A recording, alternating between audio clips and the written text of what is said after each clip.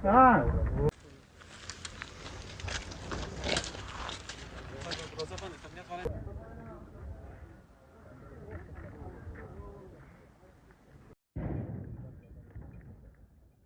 شپه دلته چې کومه پیښه وشوله په دغه پیښه کې تقریبا د 1500 ټنه څخه زیات یعنې 1500 ټنه تیل په دې ځای کې موږ ذخیره درلودله چې فلحال تاسې وینئ هغه سوځېدلې ده.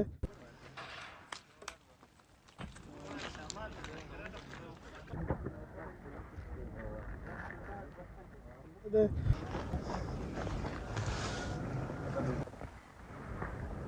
nothing.